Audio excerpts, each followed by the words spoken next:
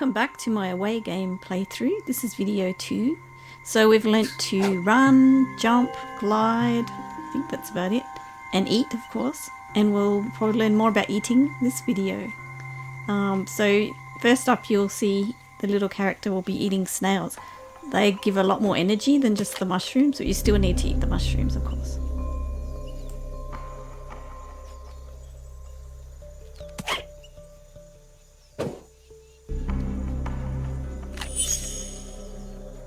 A delicious meal.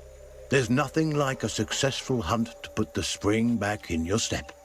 The sugar glider forges ahead with a new vigor.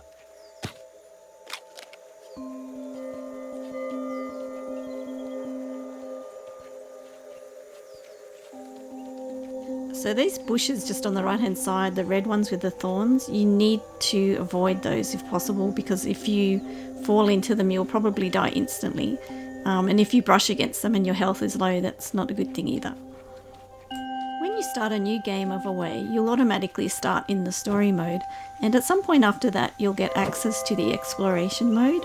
However, I wouldn't attempt to do the exploration mode until you finish the story, mainly because you'll be more familiar with the map once you've done the story.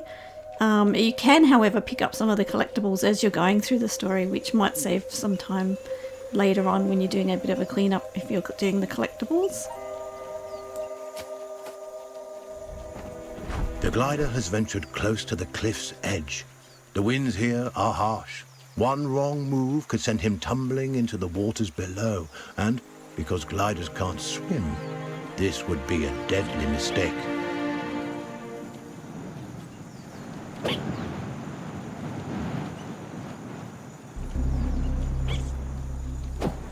So as I mentioned, there's a lot of platforming in this game, and to make things easier when you're playing the story mode, you can actually aim and jump. So you would hold down the L2 trigger on the PlayStation controller and the equivalent on the Xbox controller, I'm not sure what that one is, and then press X to jump. So you'll see these prompts when you're playing the story, and I would definitely recommend using them so that you don't fall quite a long way down at times. Whereas when you're playing the exploration mode, you don't have that added advantage. So I would, in the story mode, definitely use the aim and jump because it helps a lot.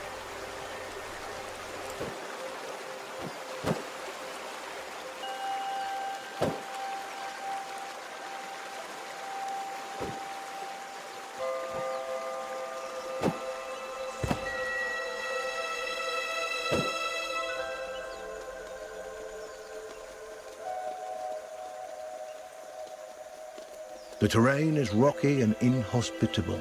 Nothing like the smooth tree trunks and sturdy branches the sugar glider is used to. Crags, steep slopes and sudden gaps in the earth present a treacherous challenge. So we've already learnt how to jump, which is to press the X button on the PlayStation controller or A on the Xbox controller. But now we're learning to hold that button down to jump higher or further in some cases. And I would say if you're in any doubt, hold down that A button or X button just to make sure that you make the jump. It's not so much a thing when you're just jumping up a cliff, small cliff, but later on you'll discover that holding down that button is essential.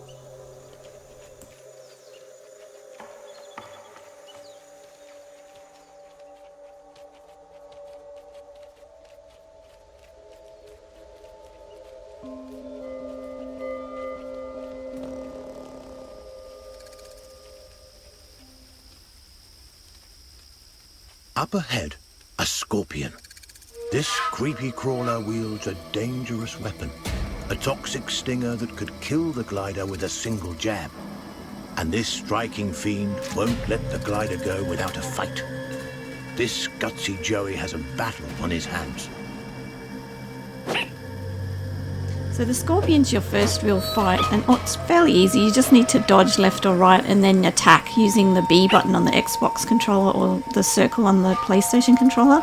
And you just dart in, attack, and like dodge away, and a couple of times and you'll probably kill it.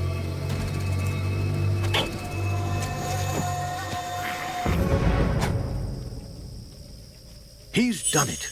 The sugar glider reigns victorious.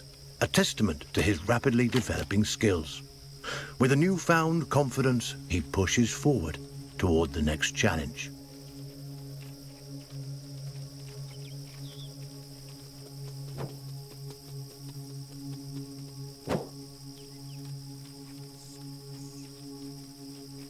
Sugar gliders have powerful instincts that can alert them not only to the presence of predators, but to the safest paths forward.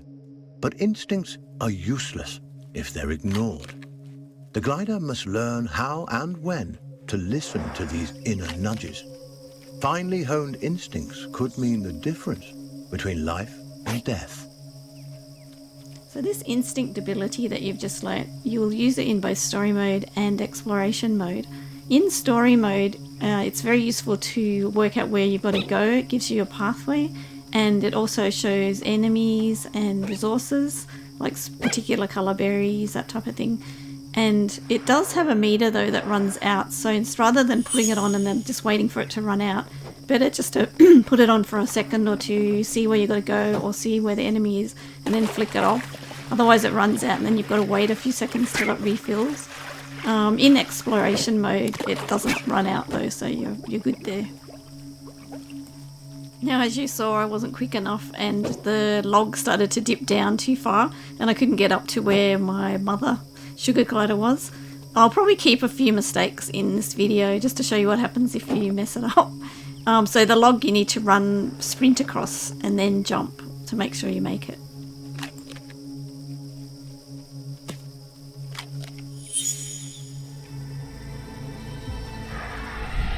That chilling cry was uttered by a bearded vulture, a massive bird that could crush the sugar glider between its talons like a porcelain doll.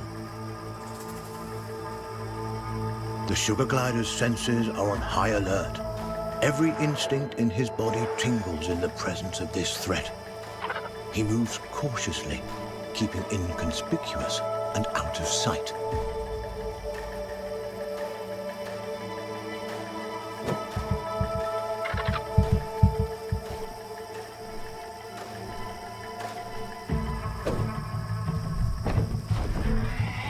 The glider was quick, but not quick enough. The vulture's talons close around him like a vice, ending his brief life. So when you're doing the stealth bits, don't do what I did here and press the wrong button and jump in the air, because that is certainly going to alert the predator to you. Make sure you press the sprint button, not the jump button.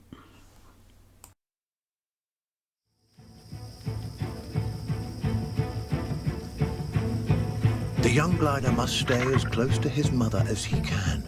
At her age, she knows all the best hiding spots, and the inexperienced Joey will need all the help he can get.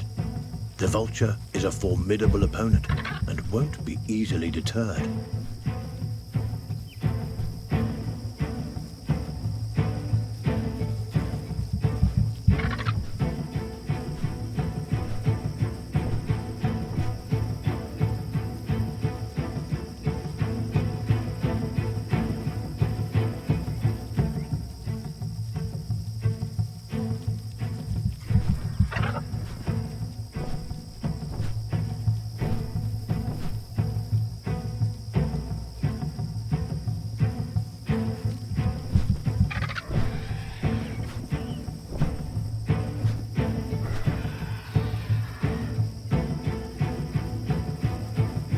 The vulture is aware of movement on the ground.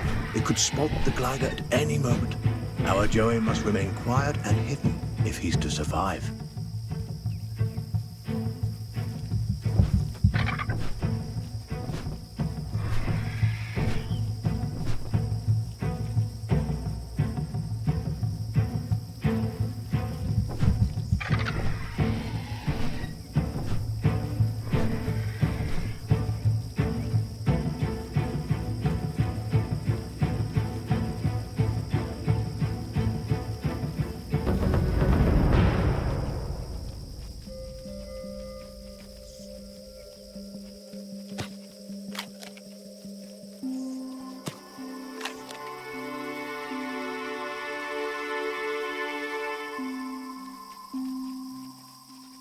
Narrowly avoiding the Vulture, the sugar glider can breathe a sigh of relief.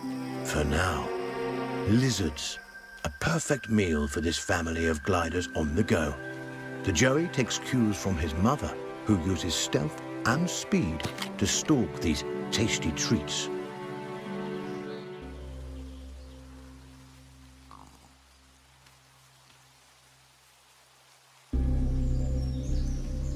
A lizard is in the glider's sights. He must tread lightly. These scaly delicacies are quicker than they look.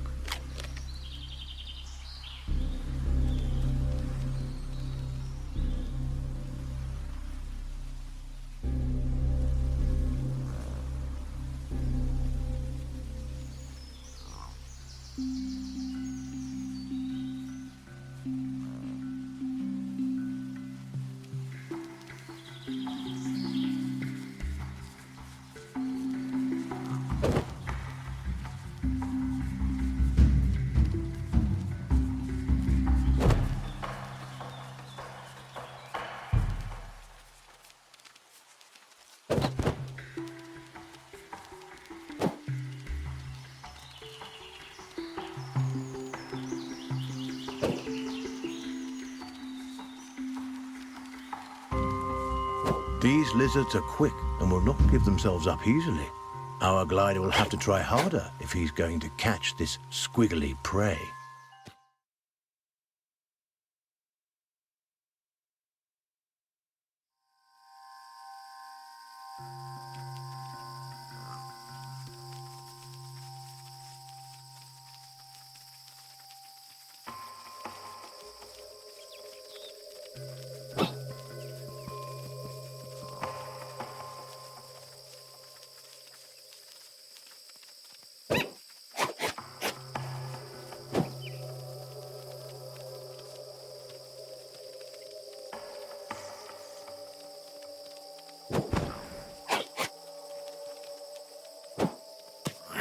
He's done it. This wriggling lizard will make a fine meal for his mother and sister. It is crucial that the family cooperate. There is strength in numbers, but if one of those numbers is weak, the whole family is at risk. And so Mother teaches her offspring to share. Mother always knows best. Sugar gliders are omnivores, keen to enjoy all sorts of forest delicacies, from insects to invertebrates, to small birds and wriggling lizards. The forest is a veritable feast for these intrepid possums. I had trouble finding the mother glider at this point. I thought that she would be at the top of the hill, which is I think where she was the previous playthrough I did, but she was way down the bottom, but finally found her using the instinct ability.